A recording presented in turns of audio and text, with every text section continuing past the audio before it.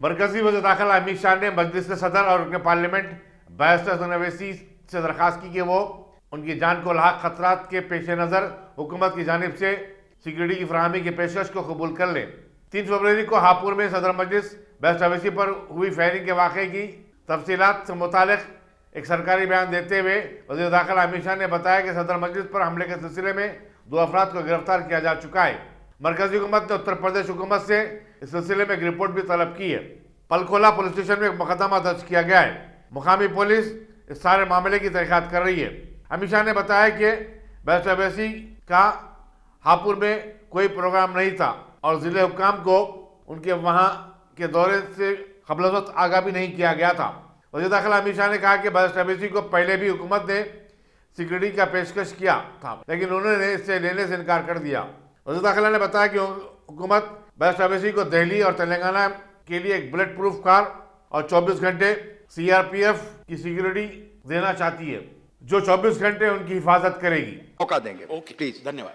माननीय गृह मंत्री जी, स्टेटमेंट बाय मिनिस्टर। माननीय गृह मंत्री जी। धन्यवाद उप सभापति जी।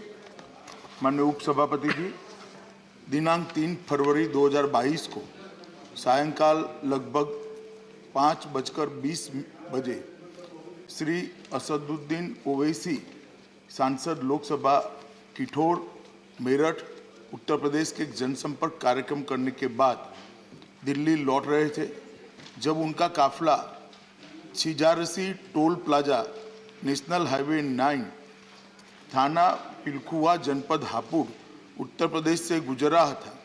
2 अज्ञात व्यक्तियों द्वारा उनके काफिले पर गोलियां चलाई गई। इस घटना में श्री ओवैसी सुरक्षित बच गए, लेकिन उनके वाहन के निचले हिस्से में 3 गोलियों के निशान दिखाई दे। उक्त घटना को 3 गवाहों द्वारा देखा भी गया। इस संदर्भ में एक प्रथम सूचना रिपोर्ट अपराध संख्या 45/22 अंतर्गत धारा 307 भारतीय दंड संहिता और धारा 7 आपराधिक कानून संशोधन अधिनियम 1932 थाना पिलखुआ जनपद हापुड़ में पंजीकृत किया गया और इसकी विवेचना की जा रही है। श्री ओवैसी का जनपद हापुड़ में पूर्व से कोई कार्यक्रम नियत नहीं था और न ही आवागमन के बारे में कोई पूर्व सूचना जिला नियंत्रण कक्ष को भेजी गई थी। श्री ओवैसी घटना के पश्चात सुरक्षित दिल्ली वापस पहुंच गए। जनपद के वरिष्ठ अधिकारियों द्वारा घटनास्थल का निरीक्षण किया गया। विवेचना के क्रम में स्थानीय पुलिस ने त्वरित कार्यवाही करते हुए 2 अभियुक्तों को गिरफ्तार किया और उनसे 2 अनधिकृत पिस्तौल प्रत्येक से 1-1 और 1 ऑल्टो कार की बरामद की गई है।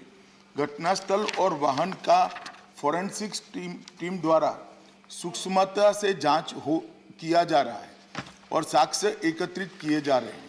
दोनों अभियुक्तों से उत्तर प्रदेश पुलिस द्वारा पूछताछ की जा रही है। जनपद में कानून और व्यवस्था की स्थिति नियंत्रण में और सामान्य है। कड़ी सतर्कता भी बरती जा रही है। केंद्रीय गृह मंत्रालय द्वारा तुरंत ही राज्य सरकार से रिपोर्ट प्राप्त की गई है। पहले भी कई मौकों पर केंद्रीय सुरक्षा एजेंसियों के खतरे के आकलन के आधार पर श्री ओवैसी को सुरक्षा प्रदान करने के लिए केंद्र सरकार ने निर्देश जारी किए हैं, लेकिन श्री ओवैसी द्वारा सुरक्षा लेने के लिए अनिच्छा के कारण दिल्ली पुलिस और तेलंगाना पुलिस उन्हें सुरक्षा देने का प्रयास सफल नहीं हो पाया।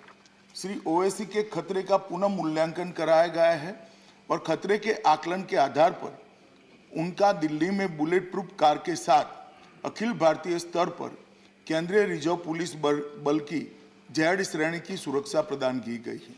मेरा वक्तव्य समाप्त हुआ, मगर हमारे पास जो मौखिक सूचनाएं श्री ओवैसी के द्वारा भेजी गई, उन्होंने अभी भी सुरक्षा लेने से इनकार किया है।